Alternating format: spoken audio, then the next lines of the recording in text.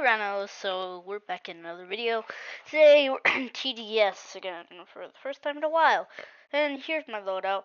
Today we're doing a special challenge. We're going to be doing Molten mode, but we have a special consumable, which is the Molten Monster. This was a limited during Halloween event, I think. I only have one. But we're about to go into some games and try it out. So here's attempt one. I'm just gonna say it didn't go too great. So watch me load in. Yeah. So I started off with going for Portland because this map is easy to farm on and easy to get down a lot of troops and like pretty quick. But my problem was that I picked G Pyro on Molten mode. Yeah, Molten, which means that there's fire troops. So I had to waste some airstrikes just trying not to leak. And soon enough it proved that even with 2 pyromancers down, we weren't doing very good. So I had to lock in, and eventually I started leaking even worse. Had to use sandcastle. Yeah, you guys probably see where this is going. And I tried to get down a merc base, but since it was gonna be under leveled anyway, it wasn't gonna be much use. So we started leaking even more and more and more. It just got worse the more we progressed through. By now I knew that I should have chosen Trapper instead of Pyro. And even when I got down a minigunner, it wasn't doing much to help me. And by the time I had a good setup going, we had bosses coming out, and it was just not looking good. And then the hazmats came out, most annoying troops in Molten, if you ask me. And it soon enough was getting hard for my G-Minis to even do anything, let alone take out the hordes. So even though I had 3 merc bases down, 2 golden minigunners, and 2 golden pyromancers, I still was leaking like crazy. And finally, on wave 22, it was looking like I was getting cooked, man. Even though I now had Gatling gun down, also I ended up leaking right here on wave 23, and yeah, there was nothing I could really do about this. So yeah. Anyways, I considered restarting, but that was just a bad idea. Come on, we know. Anyways, I'll speed this bit up and see you when we start the next match.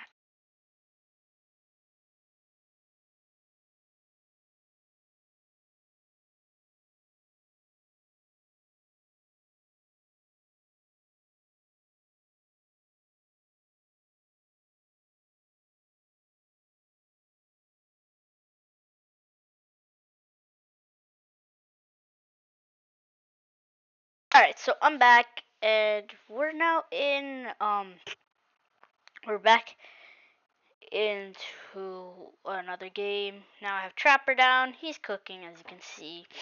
Trapper's mad OP for starter. Even in fallen mode, like it just low-key cooks. You should always have Trapper if you're trying to actually not leak in the beginning, or if you don't have good consumables. But anyways, yeah, I'm just gonna speed some parts of this up because, yeah, there's 35 waves and I don't really want to make you guys wait that much.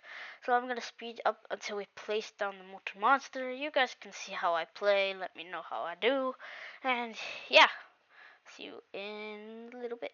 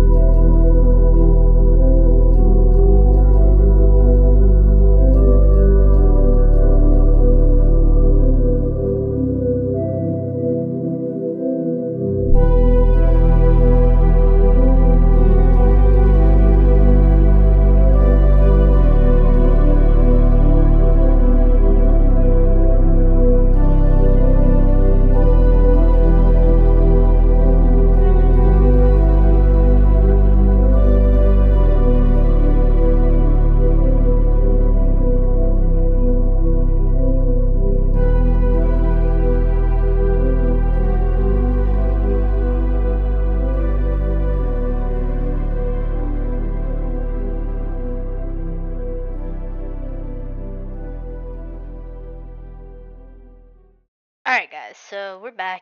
As you can see, even though I had a lot of mercenary base units going out, riot guards, bombers, eh, everything, and even minigunners were doing so much damage.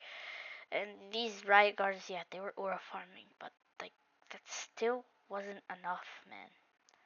We were still leaking, and soon enough, it was just getting bad. It was just getting really bad. Like even the Gatling gun couldn't take these stuff out easily because they're mysteries, and mysteries, as we know, are really, really annoying. So eventually, I had to like lock in, and I was saving up for Impenetrable Fortress Gatling gun because that would add a lot of DPS for the Molten Warlord. Because yeah, Molten Monster is OP, but it's not that OP, guys. Okay, it can't take out the entire boss without some support at least. So, anyways, um, as I started to leak more and more, I started to get worried because if I died before the Molten Monster, the Molten Warlord again, this would just be plain embarrassing. So I updated some more troops, and then eventually I just gave up. Like, come on. It was just getting really hard at this point. And I was thinking of giving up, but I still had aura farming riot guards and stuff like that to help me keep going. But when these molten monster thingamajiggers started pushing me, I just molten mech, like, bro, this is just insanity. I know that I should probably be able to solo molten on by myself by now, but I guarantee that I was completely trying to solo, and I genuinely couldn't. Thankfully, I just used the molten monster at this point. Like, there's no point in gatekeeping it. There, out it came.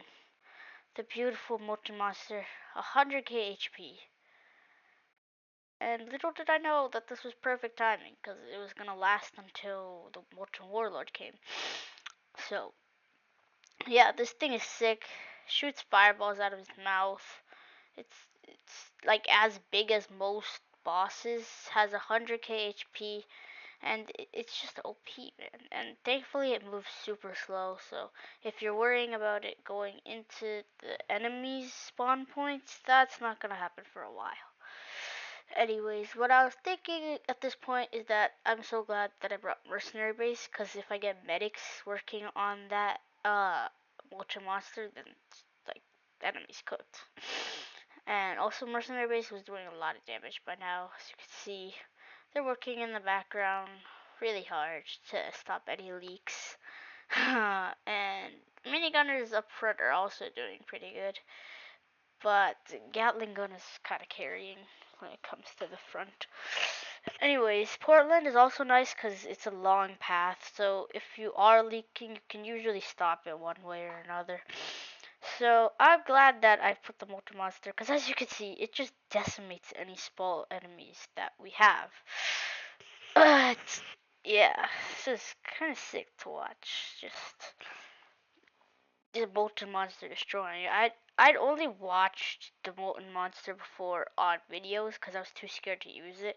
But I figured that now I'm actually like becoming a content creator, I might as well use it myself. And also, I don't have the sandbox. All right, guys, I'm only like level 140 or something, so I can't get the sandbox yet. I was gonna showcase it in the sandbox mode, so that I wouldn't lose it, because I think you can just spawn any consumables on Sandbox without needing to use them. But I'm not at that level yet, so I couldn't. But this is the next best thing. I mean, it's about to fight a entire boss. Anyways, now we're only 3 waves away from the end, so I decided to get some extra DPS in. Damage per second, by the way, for you guys that don't know. By spamming minigunners, because why not? I had a ton of money to spare because of the lemonade stands. By the way, I'm not maxing them out, okay? I don't ever max out my farms because it's just a waste of money at that point. Sure, it gives 1,000 per, but I don't need 8,000 extra money per round. Okay, I'm good right now. Anyways, these necromancers were probably being the most annoying, or summoners, whatever.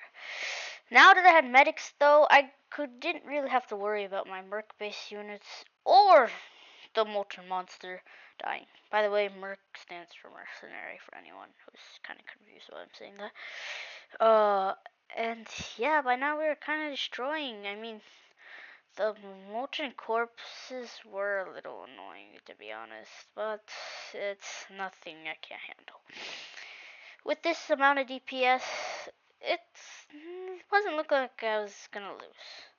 And watching that molten monster just destroy these molten dudes, I'm saying molten way too many times, aren't I? It was sick. And having that much money, also sick, because I was about to max out my merc bases, all of them. So, yeah. Also, this dude does some crazy melee damage, like at least 2,000 per hit, which is insane. So, if anything gets too close, don't expect them to kill it. Anyways, I did not manage to max out the Gatling gun, cause yeah, Molten doesn't give as much money as Fallen, so my bad, guys. Anyways, now we're on the way right before the Molten Warlord comes out.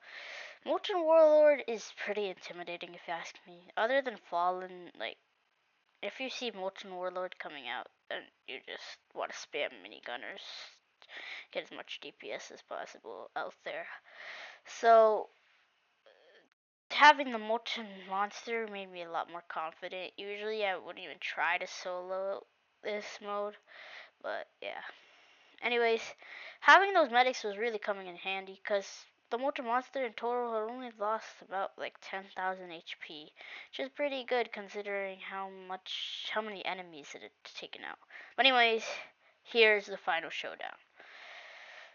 Molten Monster is at the last corner before he meets the Molten Warlord. 150,000 HP versus 100,000 HP. This is it, guys. The ultimate battle. Unless I did it against the Molten, which I'm not doing. Anyways, yeah, all the other enemies were gone. It's just them and my supports. Already 20,000 HP was off the Warlord, but now they're face to face. Melee from the Molten Monster, and the Molten Warlord launches hammer attacks. Oh my goodness! And the Molten Monster tanks the HP from the Molten Monster. And what's this? Molten Monster has fallen. The Molten Monster is gone. But he took out most of the HP on this Molten Warlord, and that's it, guys. Thanks for watching. See you in the next one. Let me know if this was a W video, and I'll see you next time, guys. Peace out.